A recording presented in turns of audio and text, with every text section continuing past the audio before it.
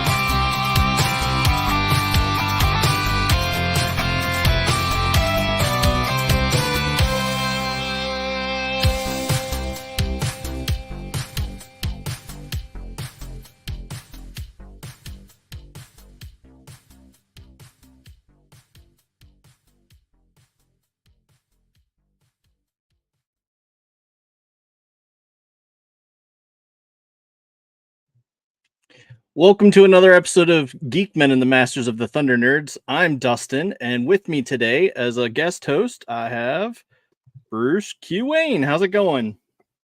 Good, Dustin. Can you hear me fine? Yeah, I can hear you. You're not There muted this time. Not muted this time. I have a habit of doing that. What can I say? Right. Thank you for having me on tonight. I appreciate this. Being from the toy industry, on the fringes for the last 40 years, this new guest is going to be interesting. I know you've interviewed him once before, but yeah. I'm going to have fun with this.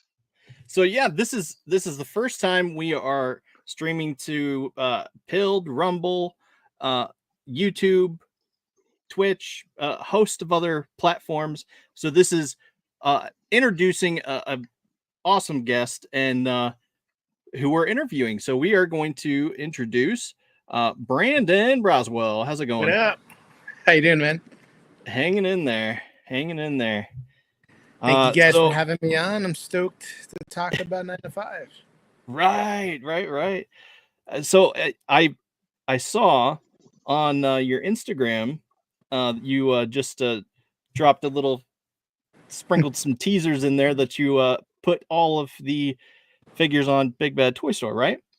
Yeah, today I kind of wanted to see where the Kickstarter went on its own, and then today I launched the Big Bad Toy Store pre-order. So that's perfect for those that are weary of Kickstarter. I know a lot of people have been burned in the past with that. Even though I have a proven track record, but I totally understand it. Like, Big Bad Toy Store is an awesome opportunity to just pre-order with no money down. So it's like, if you're interested, you pre-order, and they don't charge you until I officially make them and they receive it and they're ready to ship. So it's like a safety net of safety nets. Right. It still helps me out. Obviously, they get a wholesale price, but it's not as impactful as Kickstarter. But the numbers that they do usually bring in, it's helpful all around. Oh yeah, for sure. And so I am particularly interested in the Commodore Crisp the glow in the dark Commodore Crisp that you teased. Yeah, man, that's been on the hit list of. I love a good glow in the dark neon green, especially figure. Heck yeah. And obviously with the Kickstarter exclusive, it was Colonel Custard. Yeah. And people are like, "Are you gonna do Commodore Crisp?" And I said, I don't know, but I always knew I'd probably do it through Big Bad Toy Store. Just because they're a really good partner from the get-go. They were what created or allowed me to create Wave 1 with their support. So plus they're celebrating the 25th anniversary of them, so it's kind of like a no-brainer, right? Yeah. So perfect timing. That's awesome. And I saw some prototypes of the alternate versions. like the flaming hot yeah. crisps. Yeah, I should get that box. It's buried back there. I kind of preparing for this weekend. I'll be in Ohio, Cincinnati Comic Con Expo. Okay. So, yeah, kind of prepping for that. But yeah, the good thing about you invest in the tools, you invest in the making of the toys, is you get to create variants to keep like reusing the your investment. So I wanted to experiment. A lot of people wanted a pink eraser, which of course I love as well. It's a classic eraser. Yeah, everyone's like, "Oh, why did you go with purple? Why'd you go with purple?" I'm like, "Well, because the animated series, purple and green look great on screen. Not as much as pink and green, but pink and green is of course a classic. So I will have him as a variant. I wish I might have photos I could potentially share that. That'd be a little easier. Yeah. Let me get that up as I still speak. With the other variants, we have. I'm sorry. Do we have the stingers for them? Do you have the videos for them, Dustin? Yeah, okay. So we can show those later. I fell in love with the concept when I saw the stingers that you created or the videos that you created for them. Yeah, it was very funny. To me, I always loved the commercials growing up. Like as a kid, I'd be just sucked into them. And I think that's probably how I got into marketing as an adult. Right. Making commercials. So making my own, toy commercials was like one of those things I just had to do. Let me see. I have the ability to screen share. Let's try that. Okay. I need to open. Oh, wait. Now Firefox is asking for permission. No problem. I don't know. But maybe not. Let's see this. Can I upload? Yeah.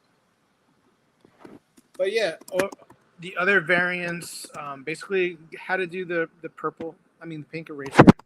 Yeah. And with Tech Sergeant Scotchy, I kept on going back and forth, like, what can he be? I kind of wanted to do transparent plastic, but I thought that'd be a little too much. But Splinter Cell kind of came to mind, like that tactical gear, and how it's just like I felt like all blacked out and like neon green would be pretty cool. And I think he turned out great. Yeah, for sure. Figure out how to do this. And then for Commodore Chris, as you alluded, he's like flaming hot Cheeto flavored. And then lastly, I did a chocolate covered Colonel Custard. So that was just fun, honestly. I worked with Does Machines, an awesome, what do you call it? Like toy customizer on YouTube. And it's just awesome to see what he can do, and he just killed it. Yeah. Well, and also while you're working on that, I'll talk about the little vehicle that Dr. Toys made for you. Yeah, I got that here. And that is just absolutely the funnest thing ever. This is what I hoped people would do, is like, honestly, the toys are the scale that they are, and they're made the way that they are to hopefully, spark imagination, and like, especially for toy photographers, like, yes, you can build a whole entire set, hopefully, but also use the world that's around you, stick them in your refrigerator, stick them in your cabinets, whatever, and like everything can be transformed. I want you to see like a soda can very differently. So Dr. Toys killed it. Like with this is a Pringles can. He like printed out a custom designed label. The straws are the exhaust painted silver. Some bottle cap. What's it called? That orange juice company, Simply Juice, like the caps.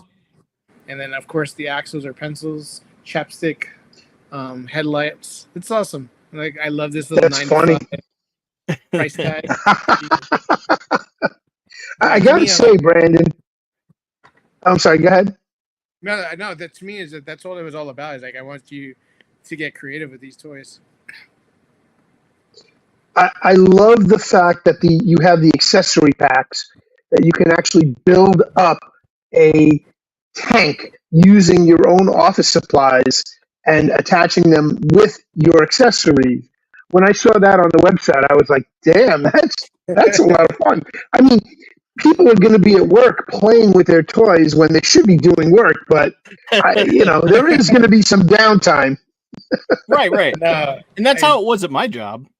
At my old That's job, awesome. I would sit there. I would have my laptop, my computer, but I would always be tinkering with something as I was on a call, and it would be like usually a toy or a pen cap, and I'd be like imagining, the pen cap, and it's just doing all the stuff, or I actually started collecting bottle caps from these water bottles, Yeah. and I put them in a vase, and everyone started asking about them. And it just became this huge prank. So I ended up like dumping them on my boss's desk or something the one time on my last day. And it was just like, I love that. Here you go. yeah. No, That's great. So again, going back to like the premise of the toy line, it's just something to re-spark imagination, just get you in that building mode and creative mode. And so a while back, I created the commercials for the very first prototypes, and people kept on asking because I designed these like water towers out of pencils, and this like pen catapult system out of pens and like a rubber band and a bottle cap. And people are like, oh, is that going to be able to like a future kit? Is that an accessories? I'm like, no, just go make it yourself kind of thing. But as I looked at those photos, I'm like, damn, that would be an awesome kit. Like, especially if I can like make the joints look like rubber bands. And I'm like, there's got to be something there. And that lingered in the back of my mind for years. And I'm like, there's got to be a way I could make like an adult connects, Right. Something That's kind of what it reminded me of. The Adults Connect, like a Connects project. And something you can literally just make you transform everyday objects into like full on the accessories and the vehicles, because tooling is expensive. Like if at this stage, if I try to do something, I'm looking at a $300 vehicle. So it's like, I'd rather not even do that. I'm not the demographic. So yeah. Well, and so you do have that'll- let me see. Let's do this. Yeah. And It's not giving me, by the way, it kept on blocking me. I can't share. So you'll have to be the conductor today. Okay, no problem. So where is the very bottom? Like start okay, yeah, that's the connect thing. Yeah, I love that dude. He's like awesome. And oh yeah, here they are, the battle bits. So you have this battle bit system, and it's just what up, y'all? Brandon genius. Braswell here. I wanted to talk about these cool little things, the battle bits, an awesome project that we worked hard to bring to life. So this is a quick. Can you blow it up, Dustin? If you're interested to know the behind the scenes of these things, because they're fun, they're amazing. Can't wait to show y'all. Peace out. Hey guys, I'm Ian. And I'm Andy. We're two seniors studying industrial design at Appalachian State University, and we had the pleasure of working with 9 to 5 Warrirors this past winter to help bring you battle bits. As soon as you brought up the idea to us, we were extremely excited about it.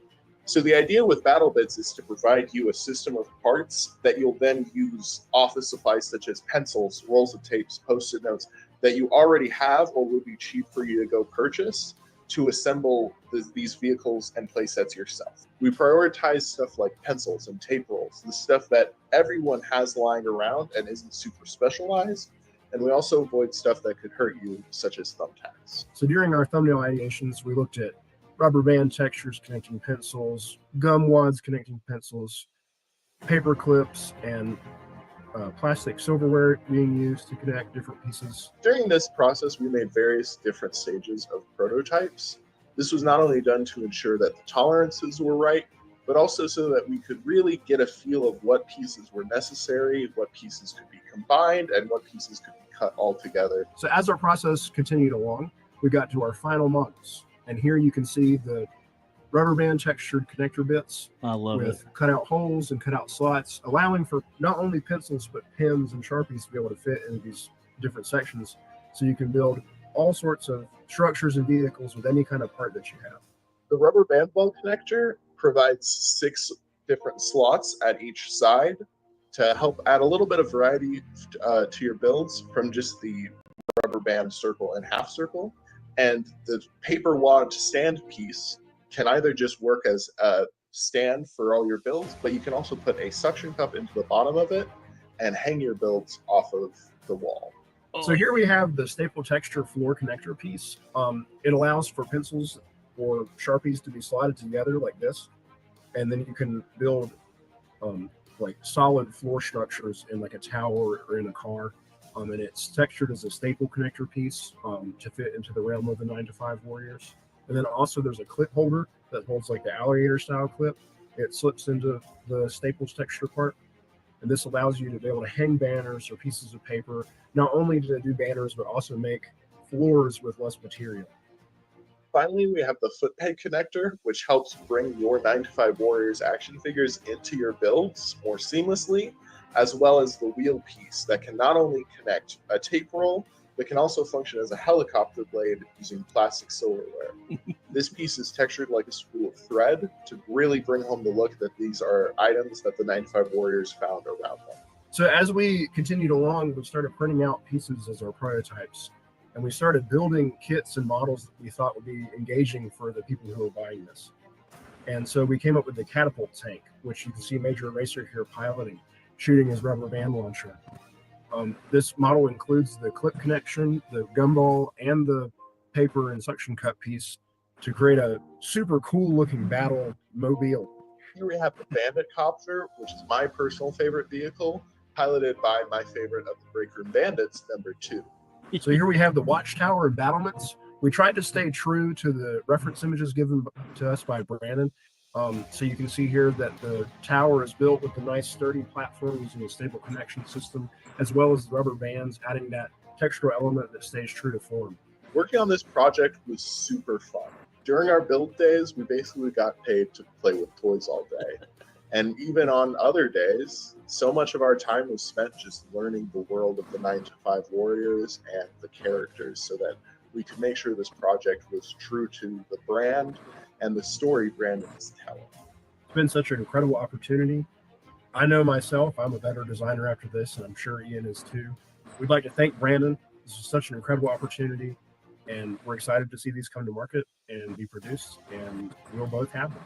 Please, when you guys get your hands on these, send us all the pictures of the builds you guys come up with. I'm excited to see them. Thank you so much if you made it this far. Appreciate the watch, but more importantly, go back to Kickstarter. It's live right now, and I really want to bring these to life. They're a game changer. It's fun. It's creative. Everything you miss about your toys. So thank you again for listening. Stay tuned. So yeah, working with those guys, I felt like I had to make it like a mini doc explaining the process. Well, yeah. It's true. Like I am just, my mind is spinning with ideas like, oh man, that would be cool. Oh man, that would be cool. It's just like when I saw what you did, the multi-level battle house or the encampment, I was like, holy shit, that, just with accessories, as long as you got a stack of pencils, you can build whatever you wanted. Right. So that really intrigued me. But it's funny because, I'm sorry, go ahead. No, that's just something that'd be the thing I'm most excited about. Like if this gets funded and out there, like just seeing what people actually create. Yeah. I'm looking forward. Do you have a page where they can submit their designs? Not yet. Let's get there, and then I would love to invest more into this kind of like, I invested what I could to create this to like one-man band, and I always just like to show the most polished looking thing. Like we wanted different iterations of these things, like at first it looked like the way you design mechanics, like it's very bare bones. They look like raw connection pieces. And then we decided which, what these pieces could actually look like. We gave them the rubber end textures or the stapler textures or the, paper clips, etc. But I wanted to get it as far as possible to look as final, to present it, because that's my personality. But if this gets funded, then we can go ham with different accessories, different instruction kits, a whole builder community. I'd love to create a little mini website where people can share, or a Facebook group minimum. I was just going to say, And I was just going to say, Facebook, Instagram are killer for that stuff. You get pages set up for 9 to 5 custom builds, and just let people go to town on them. And then you can have a contest. And then if you pick the best one, and then you give them a prize, something of that nature. And I can't wait to get my hands on Scotchy. Well, I need a Scotch tape dispenser.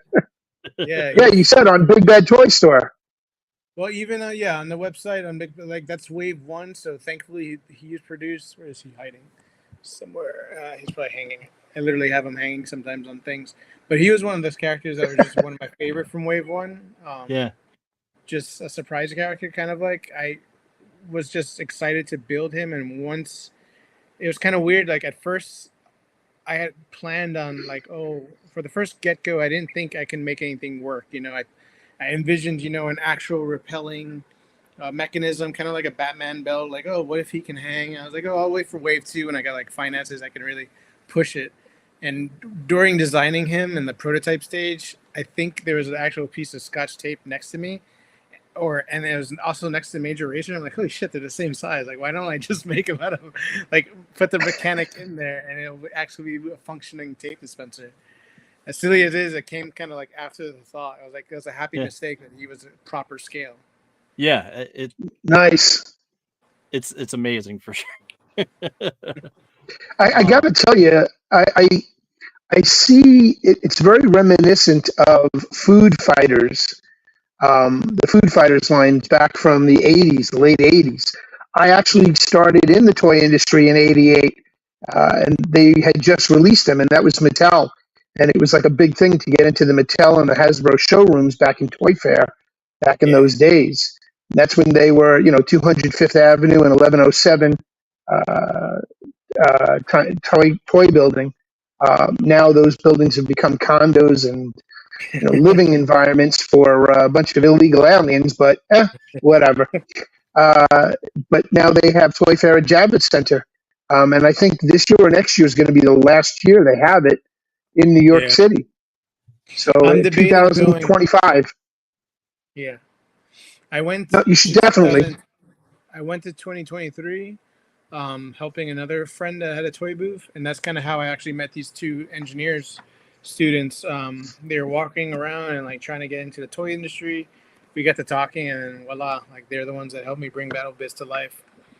But yeah, so Food Fighters is definitely one of those things that I loved as a kid. I was born in 86, so they were literally, I discovered them in the 90s when they're already discontinued. And just because a friend of a friend's brother had them, and I was like, these are the coolest things ever. Yeah. But at the time, I literally was playing with my school supplies, and Major Eraser is one of those things that I actually used to create as a kid. And so he was an actual creation of mine. And then I think that's kind of what made me appeal to the Food Fighter generation.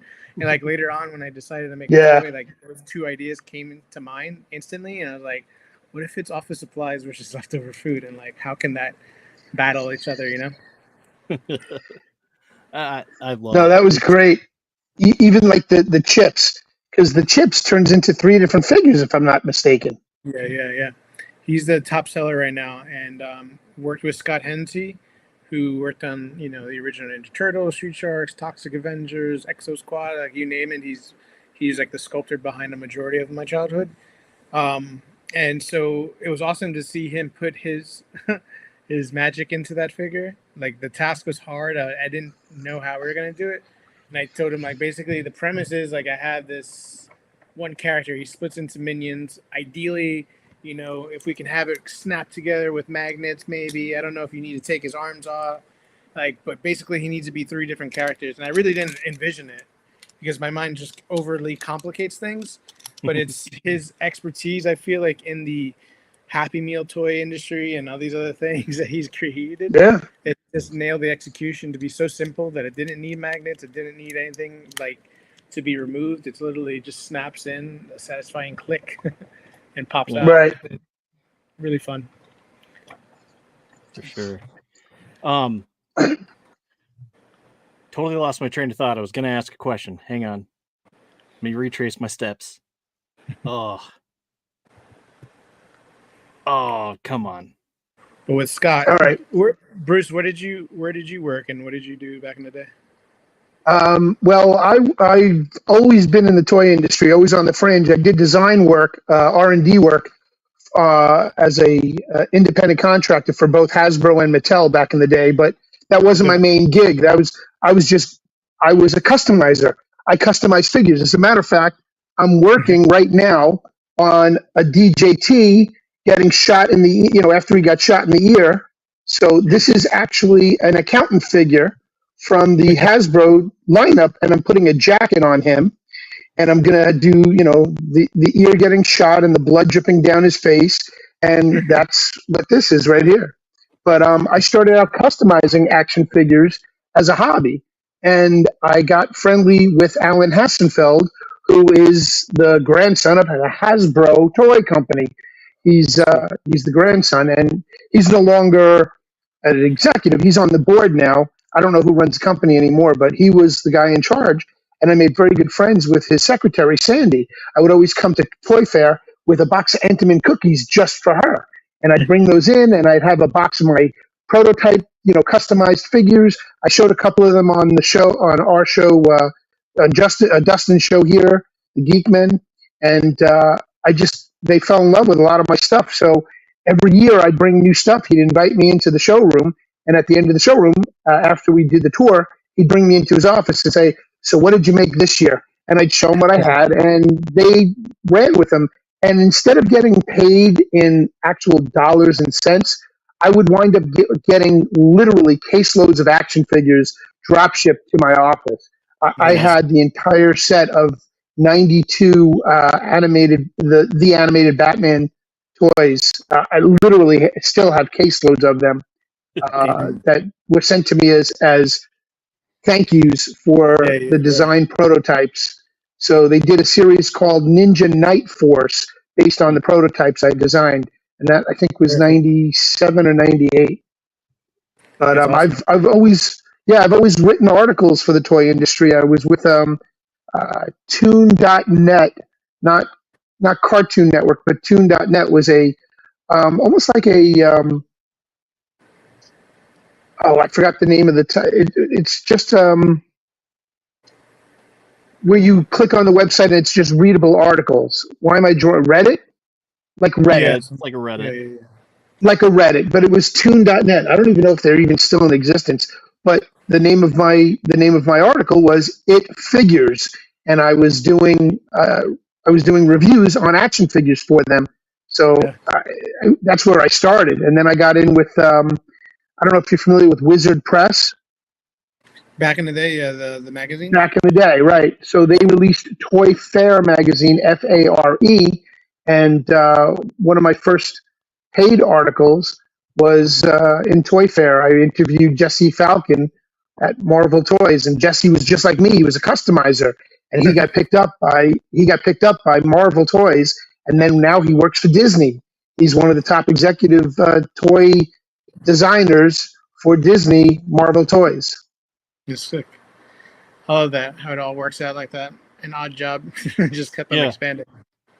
Well, speaking of odd jobs, how was it just to experience the fact that your childhood hero is helping design the toys? Like, that was it like a dream come true or what? Yeah, super surreal. Like, so this project started in 2012 originally, and at the time I just wasn't collecting toys. It was just a spark that I know that moment I knew I needed to make one, because I walked in a toy store and I literally just was like smacked with nostalgia, and I was like, just an instant rush of memories, and I was like, holy shit! Like, at the time I was in the filming industry, so I knew like how to convey emotions and whatnot. But this was the first time I ever experienced an emotion through just a sensory of like looking at toys, and it's like I really want to make that future nostalgia for kids growing up, and like I just instantly got like tingles of like I need to create something for this, and I really just believe that like there really wasn't any toys and the way that we grew up. There's no Saturday morning cartoons anymore. There's nothing There's not even like true Happy Meals. Like I just felt like the kids today are missing out, and I was like, how do I fucking make something like that? So I instantly, started coming up with 9 to 5 Warriors, worked on the story, all that jazz, blah blah blah. But I didn't know how to make a toy, so I made trading cards. I made the comic book. I made the animated intro, that TV series looking thing. Made all this artwork, all these fun little products, paper airplanes, paper tanks. I just couldn't make the toys, and like gave up because I was just like frustrated. And then I have an opportunity to start a career. Cut to the pandemic, that the toys that made us like was on TV, and I just like got sucked into it, and that reinvigorated that spark that kind of was always lingering. So for the 8 years, it was always in the back of my mind, like make the fucking toys, make the toys, make the toys. Right. And so like because of that show, I got sparked and started looking around, and I don't know how I just stumbled across Scott's, Instagram, and I just instantly saw his byline, and I'm like, holy crap, this is the guy I need to speak to. Like I just knew it. And honestly, we hit it off. He responded right away, and it was like reasonable budget. I was like, okay, let's make something, and it just worked out so perfectly. Honestly, that was like when I knew, like, okay, we're onto something. Yeah. But it's funny looking back at those the original designs, like they're crude, like they're truly from his hands. They're very. If you look up the first Kickstarter that failed, those are his raw sculpts that like came from his hands, and they look a little chewy, but they're fun. And like I remember like lighting up the moment I held them in my hand because they were really something special. Yeah. But yeah, to work with him was just a blessing. And then as I started familiarizing myself with the industry and understanding it more and more and more, I just feel like I have a good understanding of how to execute the visions that are in my head, the ideas, obviously like battle bits and whatnot. So I get to work with multitude of new artists and new designers, and it's just been a blessing.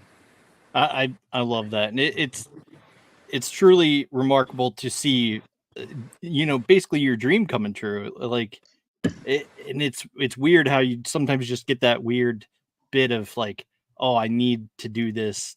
This is my purpose or calling type feel. Like it's like I'm not gonna rest until I get this done. So I definitely know what you feel there, but man. So right now you're doing toys, right? It's not my full-time job yet, but yeah. The dream come true is still like a big asterisk, and like it's been a struggle, and it's like really interesting to see because starting this in 2012, there was an actual there was a need for nostalgia. There's a hole. There's a gap in the industry, and nostalgia was not tapped into. Cut to 2025 or 2024, where we're at now, it's like oversaturated, and everything's a remake, and everything's a reminder of that. And I was like, fuck. Like, and 9 to 5 Warriors, I just think obviously there's so many new remakes and remodels, and I'm still trying to find my niche, because the niche that clearly is collecting action figures, whether it's Super 7 or whatever else, like they're into obviously the articulator route, they're into 6-inch figures and whatever you want, like, and that's pretty much the opposite of 9 to 5 Warriors. And I just, in my heart, I just felt like I had to make this the way, I don't know, it's just, again, it's something that sparked in me that I'm like, every time that I feel like, all right, maybe I need to like let this dream go, because whether like the first Kickstarter failed and even the second one didn't do as good, I just miraculously made the wave 1. And as you see, this Kickstarter is like still struggling at like 50%. Yeah. And I'm like, fuck, like what is it about this thing that like I'll get the messages of like, this is amazing, this is life-changing, oh my God, my kid loves this, oh my God, please does this, oh I can't wait to watch. Like I get hyped up by other people, and I'm like, fuck, okay, I'll stay at it. Like I know I'm onto something. You definitely are. Thank you, man. For sure. A struggle, and it's just cool, but like I get reinvigorated every single day. Like today, I just saw new artists that submitted their work, and I'm just like lit up because I'm like running a contest called Making a Mutant, where it's partnered with Making a Mutant, which is like an online group. And just seeing their visions of my characters, or like their vision of new characters in my world, just like lit up my eye. I was like, holy shit, this is happening. This is so cool that like other people are excited about it. But, I've been since doing the research on you, when Dustin asked me to be on the show with you guys today, I was thinking to myself, I'm like, wow, what if he made an executive desk set and he came out with like a ballpoint pen as a, character, and then he came out with a desk pad, and he came out with, something else, and a memo holder, and so yeah, I mean, it gets your brain churning, and then you do a Christmas special, and you put out the executive desk set, Yeah, it's truly endless.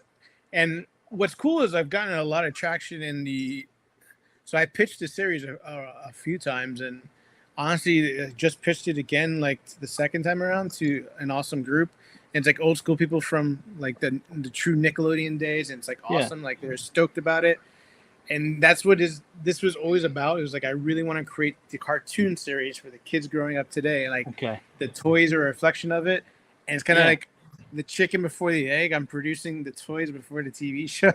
Well, that's how it was with He-Man and stuff like that. So it totally makes sense. But I mean, that's exactly what I was about to ask you. Like, I wanted to know, like, where do you see this?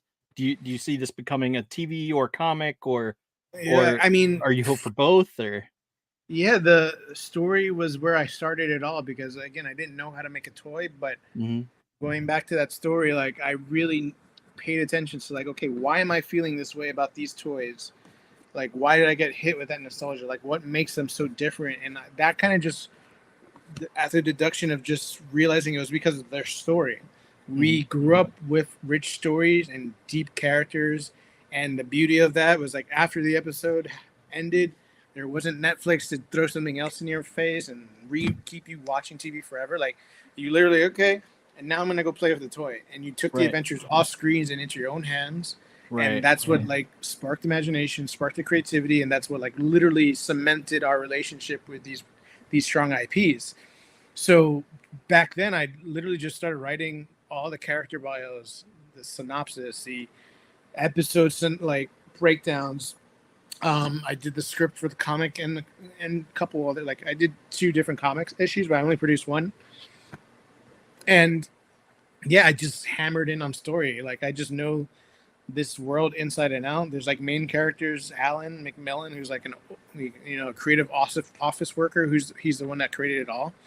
Who I really haven't even interjected other than the comic book, but he's always in the back of my mind. He's the one that created this army by accident. And the story really revolves around him and how he fucking navigates this crazy world he just did in his office, Yeah, that's awesome. So, I mean, so you'd like to make a TV show, it sounds like, and you have the comic.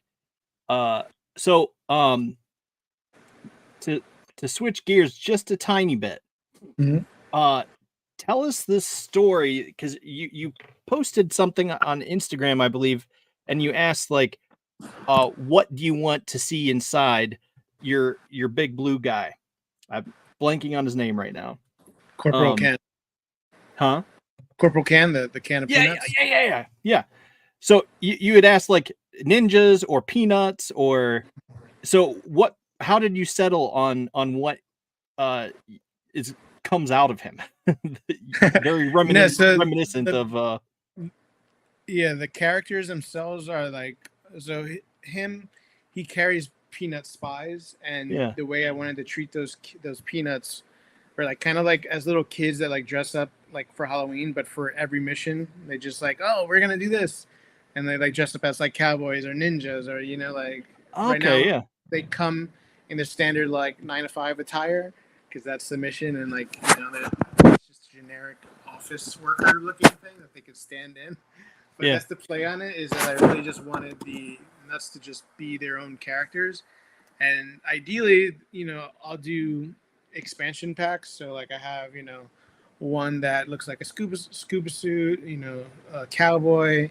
I mentioned kind of like I would love to do like a Ninja Turtle play on, where instead of a shell, he has like a thimble in the back and like a little bandana ripped, and like little things like that, like just really play on and play with IPs too. Like if I can make kind of like a faux Ghostbuster without, of course, getting around the copyrights and all that stuff, but having fun with it. Really treating it like kids dressing up for Halloween, depending on the mission. That's cool. I dig that. That's great. And a thimble would be more of a helmet than it would be, I guess, right? Would be more of a helmet for a peanut than a shell, but I get the concept and I love it. Definitely got to get myself a Scotchy. Keep him on my desk. He's really awesome. Once you actually have him in the hand, again, the magic comes out, and I feel like the characters' personalities and everything really shine through. Yeah, I love it. I mean, it's just one of those things that I okay. So I am very much ADHD, and another thing that I mean, I have pens, pencils, and tape that need Scotchy. He's ready, man. So, but I think you need to make one of these pens. It's possible. The multicolored pens. The old classic multicolored pen that, I don't know, maybe you can have it write something different, you know, just stew on that for a little bit. Yeah. Different colors, you know. He could be a covert spy. Yeah. As he changes colors. And then you need a letter opener. You need a letter opener in there somewhere as part of the executive desk set. A letter opener. Make that the sword that one of the other characters holds or something. I don't know. Absolutely. I love the whole number 2 and his broken counterpart, his brother. He's just like, hello, brother. It's just like, oh, it's so awesome. It just makes me feel giddy, and I just can't help but laugh because it's so funny. Yeah, it definitely harkens back. I'm sorry, go ahead. No, yeah, I was just saying I had a lot of fun writing all these character bios and all this stuff. I feel like it's funny that kind of came so easily to me. Again, that's kind of like my background, and I feel like within less than a week, like I had this whole entire Bible and like everyone laid out, and it's like I've been living in that Bible for all this time. Like I never really went back and like, oh, maybe like it's all laid out really cleverly, like, which again, I barely scratched the surface with what's out there. I'm just like waiting for the opportunity to output it into more comics, or trading cards was a fun place to place these stories too. But that just depends on the demand. So, so you have it on Big Bad Toy Store. Do you have any plans to potentially release the comic book or trading cards and have those be available on Big Bad Toy Store as well, or? Everything is just depends on demand. Like the comic books were selling well, but I still like it just depends. It's like it's all about limited cash flows. So it's like if everything goes really well, then I can continue expanding the story.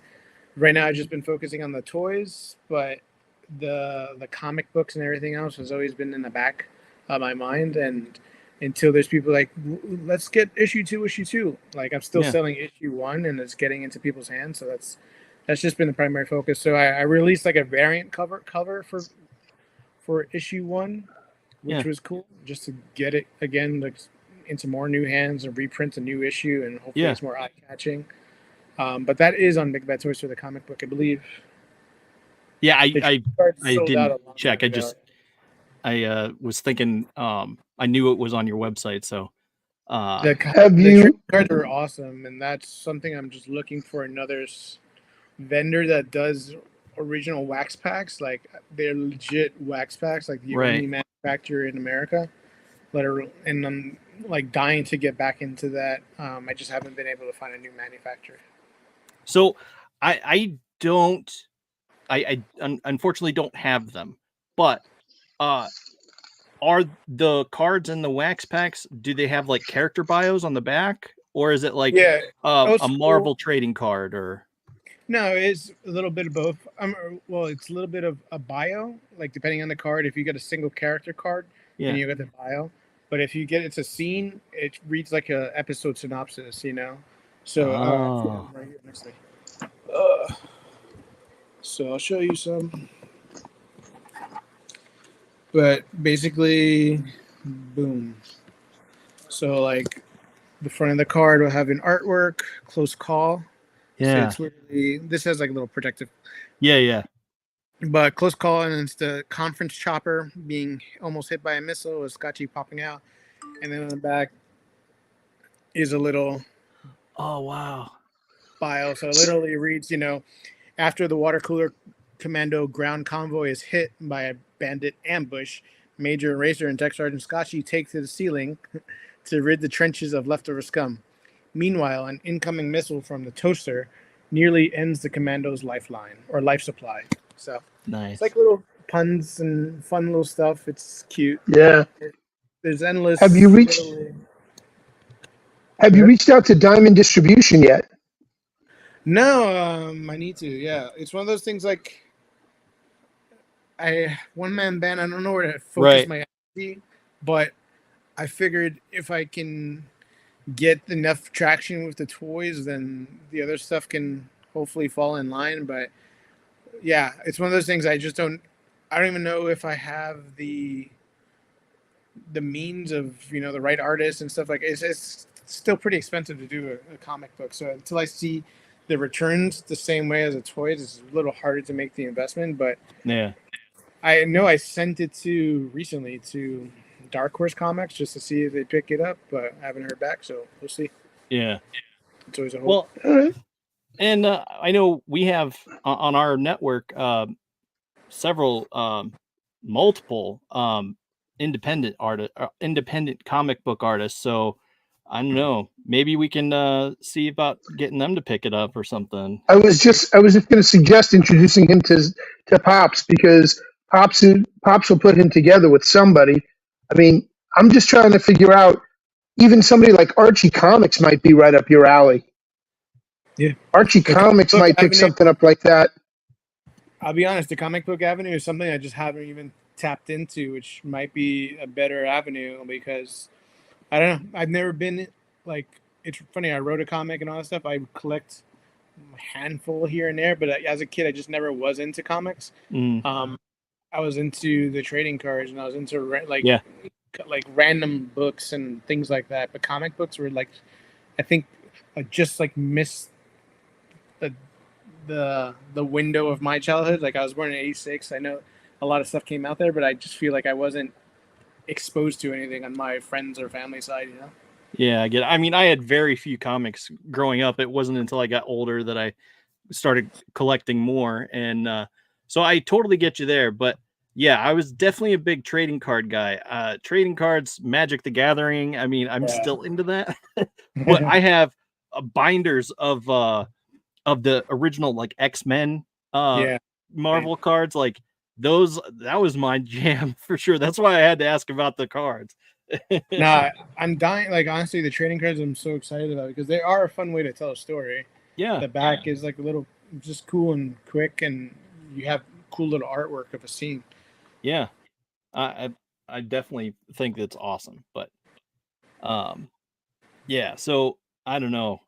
We'll have to get you in touch with Pops and see what he's got for you. Maybe you can expand a little bit there. But I'm definitely rooting for you on the toy front too. So right now, let's flip over to, let me present, share screen.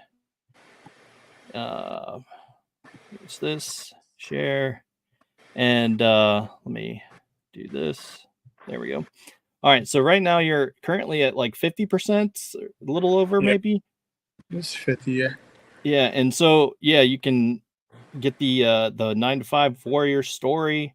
$5, that's no problem. Let's do it. And all this awesome stuff. Let's see, digital bundle, behind the scenes photos, rough draft sketches. That's cool. That would definitely be cool.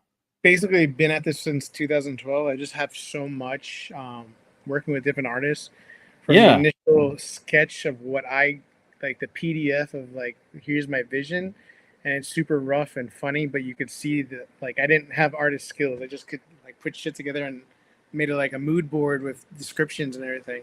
Yeah, you can see how it was translated. And then the first round of the illustrations, the second round had like the animations, the sketchbooks. It's pretty awesome. Like I'm like, I love to show that to anyone that's wanted to see how this was all made. Yeah, for sure. I love it. It's man, I just absolutely love this. It's so even the much sketching. fun. It's literally possible to build that with battle bits, so it's just a clever way. Yeah, that whole entire structure. yeah. I was definitely admiring that. I love the battle bits, especially. I just think that's so good and so cool that you actually have that included this time I around. pray we can reach that. Like, honestly, I really want that. Like, I could figure out a way, to offer something even after this. We'll see what happens. I'm praying that with Big Bad Toy Store, it's a real bump and it excites people again to back it. Yeah. Well, I mean, I know it's definitely helped in other avenues for a lot of different Kickstarters. So I'm rooting for you there. Thank you. But it's just that I thought I had my demographic, but it's like still trying to find the true 9to5 Warrior fan, I guess. And it's weird because I'm gaining traction. I get all the attention and like get lots of shares and appreciation. But I'm like just not seeing the conversion. Like it's kind of, I mean, I don't know what it is. Sometimes I'm like, shit, what can I do differently? Yeah. Like I said, back in I just keep seeing like how can I enhance and better it, blah blah blah. I do listen to feedback and I change, like some of the characters are changed up due to the feedback I received as well. Yeah. But overall, I get nothing but positive feedback. So I'm just being patient. Yeah. Have you done a Facebook page yet? Yeah, I have one. Okay. And an Instagram page? Yeah, he has Instagram. 16,000 followers on Instagram. I don't know how I only got 200 backers. What about TikTok? Yeah, I'm on there as well. I got like 4,000, I think. Okay. Yeah, marketing, I mean, it's hard. Yeah. Yeah. It's like, how do you get fucking conversion? Come on. Yeah. Yeah. So Zombie, our other host, normally he says media connection to a product is major boost in sales on toys. You've got to make that bridge your product for sure. Yeah, dude. So I'm praying. I mean, that's what's the best. I keep getting interest, so maybe that happens first after all, and then it lines up. Like, I'm not tied to everything being the way it is currently. Like, it's the world is strong and rich. That again, it could be any type of character, anything. So yeah, I'm excited to see. For sure. I dig it. All right. Well, we're gonna have to wrap up here soon. Do you have any questions that we haven't asked that you never get to share, or any stories like that you want to just get off your chest and talk about? I never get to talk about the music, so I got really lucky. If you watch the intro, that's the animated intro to the show that doesn't exist yet. It's a 60-second animation, and it literally has a catchy theme song, and it was awesome. Like, the way it worked out was just like a friend I met through Xbox Live back in the fucking like early 2000s. We're playing Rainbow Six and Halo, and like that whole generation of fucking actually talking on a mic, and it was fun. Yeah. And I met this dude, and we like hit it off, and like he's just a musician and a DJ actually. And I went to school for film, and I worked on a thesis film, and I asked him to do like my thesis, music, the instrumentals and everything. And this guy is like, you would never expect it. He's from Jersey. He's got the thick accent. He's fucking like, yeah, I got you. And he's a DJ for like random shit. He produced the most fucking beautiful like orchestra, chorus, and like amazing sound for this like futuristic, like church end of the world kind of apocalypse film. I don't know how to describe it. It was so beautiful. I was like, holy shit, dude. And like, cut to I created 9to5 Warriors, and we're still talking like years later. Like, we don't even play the game anymore at all. Right. We still talk here and there. And I'm like, dude, I got this 90s idea. I want something catchy, I gave him the whole synopsis, and like he killed it. The lyrics, everything, the music, the sounds, like everything was just like so 90s. I was like, and just one of those things that no one ever asked about the music, so I figured give him a shout out. Like, he's amazing. Yeah. DJ Royalty, and based out of Jersey. It's like one of the friendships that like just oddly lasted. Barely talk here and there, like communication, but it's like still connection, which is cool. And he's knocked out amazing things for me. I owe him way too much. So you went from getting teabagged or to getting a nice. Oh yeah, I mean that's how all those games seem to work. Yeah, those good days, man. Anyway, yeah, Xbox Live shit. Right. Oh man, I love it. Okay, well, let's see. Bruce, did you have any questions before we? No, we covered it. I think you've got a great product on your hands, Brandon. I hope you get that conversion. After the show, I'm going to go on Big Bad Toy Store's website and look for my Scotchy. He's sold out now, man. Actually, he's sold out today. So you really? Go to 9to5warriors.com. I have the stock. Big Bad Toy Store as well will hopefully replenish, but funny, I gotta check now. Like I think they literally sold out of everything today. Maybe there's really one more okay. Which is funny because I think when you announce the pre-orders and stuff, that people just kind of caught everything. Oh shit! Now they're all sold out. Yeah. So Major Racer, Colonel Custard, Tech Sergeant Scotchy, and Commodore Chris are. Hey, that's a good thing. Yeah, absolutely. So yeah, if you want Tech Sergeant Scotch, you go to 9to5warriors.com. Free shipping on all orders over $50.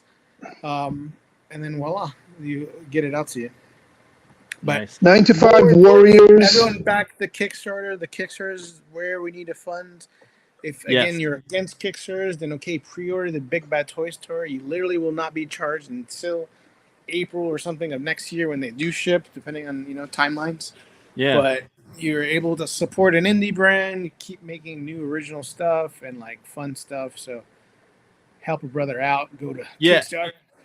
Right. I mean, that's what we really love to do about on our show, especially, is to talk about the indie folks that might not get the big brand attention, but are very much deserving, because as we look at other toy companies and talk about their stuff, and it's like, wow, they're doing stuff way beyond what, modern, Super 7 and stuff are doing. So it's really important to pay attention to folks like you who have a good idea and solid plan, lots of foundation, rich atmosphere for just creativity. And man, I'm so upset. I just want quality. To do it. And it's a quality play product. You actually want to play with these. Some people will keep them wrapped up in a package. Toys were meant to be played with.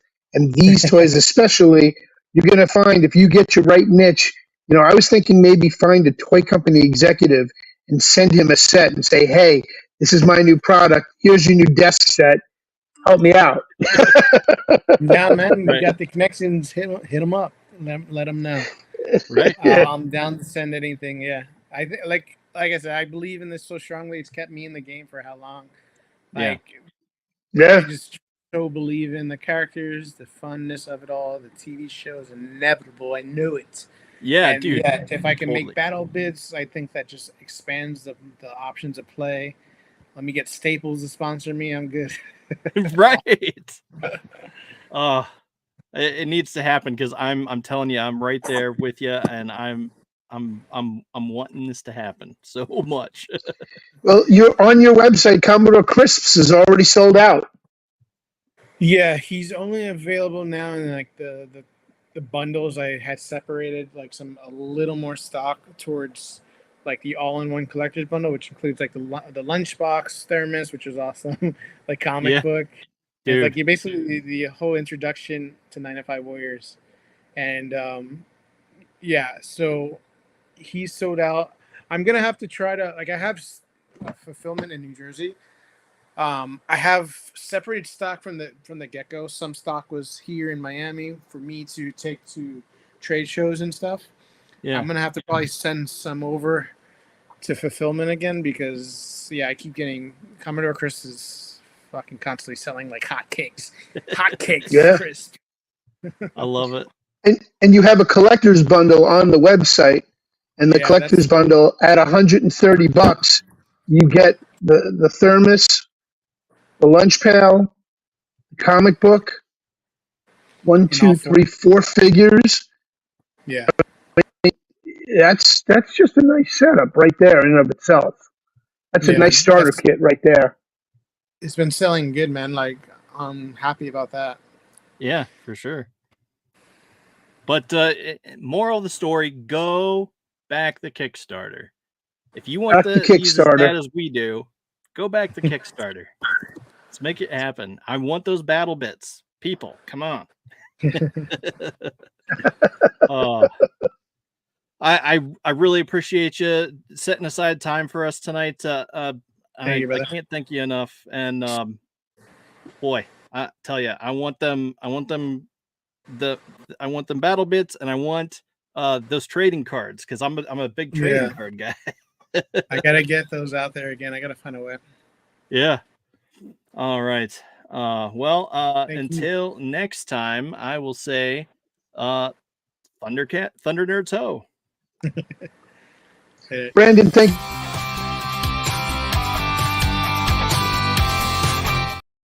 I didn't mean to do that. Go ahead.